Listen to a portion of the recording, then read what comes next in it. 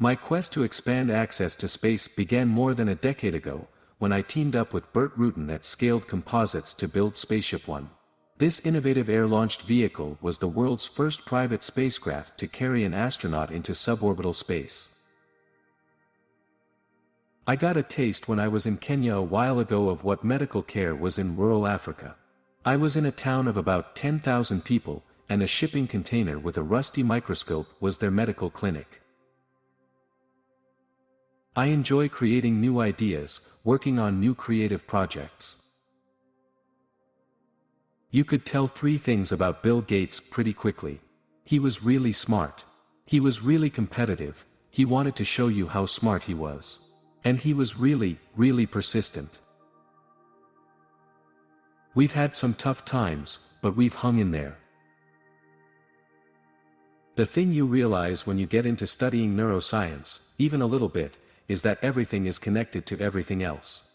So it's as if the brain is trying to use everything at its disposal: what it is seeing, what it is hearing, what is the temperature, past experience.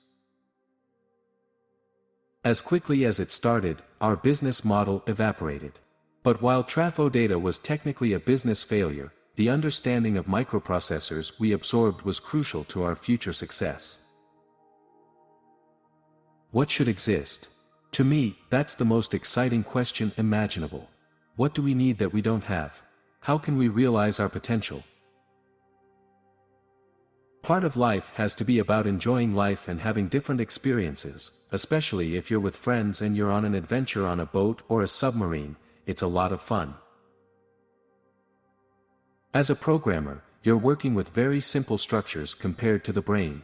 So I was always fascinated by how the brain works. You've got to enjoy time with your family and friends, and if you're involved in sports franchises, those peak moments in playoff games. You have to enjoy life. As a species, we've always been discoverers and adventurers, and space and the deep ocean are some of the last frontiers. There are so many intricacies to our brain that won't be understood unless we start to look at the system as a whole. All these different details don't operate in isolation. To make real progress in AI, we have to overcome the big challenges in the area of common sense. I grew up around books. When I first held the book and it was a substantive, tangible thing, and I thought of all the work that went into it, not just my work but everybody else's and the research and so forth, there's a sense of really have done something worthwhile. Our dream is to one day uncover the essence of what makes us human. Some people are motivated by a need for recognition, some by money, and some by a broad social goal. I start from a different place, from the love of ideas and the urge to put them into motion and see where they might lead. Some people can vent their anger, take a breath, and let it go, but I wasn't one of them. I was a programmer. In Seattle, I've talked about how Pete Carroll is such. I'm kind of surprised at the variety of styles that successful coaches can have. Some are very communicative and positive and energized, like Pete Carroll has all that in spades. Some of them are more cerebral, some are more directive. Traditionally, Seattle has been a great sports town and great football town. What the Huskies have achieved over the years has been pretty amazing. That's how I got my first taste of football, when I went with my father to Husky Stadium. The biggest yacht that I have accommodates a submarine. I choose optimism. I hope to be a catalyst not only by providing financial resources but also by fostering a sense of possibility, encouraging top experts to collaborate across disciplines, challenge conventional thinking, and figure out ways to overcome some of the world's hardest problems. The promise of artificial intelligence and computer science generally vastly outweighs the impact it could have on some jobs in the same way that, while the invention of the airplane negatively affected the railroad industry, it opened a much wider door to human progress. I have to admit, between the Seahawks games and the Blazer games and playoffs games, we're talking about close to 100 games a year, so I don't really follow other sports a lot. I'm always trying to calculate the mathematical probability of certain outcomes. Everyone's dream is to take a pill every day so you won't have Alzheimer's. If it hadn't been for our Trafo data venture, and if it hadn't been for all that time spent on UW computers, you could argue that Microsoft might not have happened. Moore's law-based technology is so much easier than neuroscience. The brain works in such a different way from the way a computer does. Languages evolve, ideas blend together. In computer technology, we all stand on others' shoulders. I'm a very private person that prefers a low profile. Technology is notorious for engrossing people so much that they don't always focus on balance and enjoy life at the same time. As someone who was basically a software engineer for many years, I became fascinated with how the brain functions and is put together and works in such a different fashion than computers do.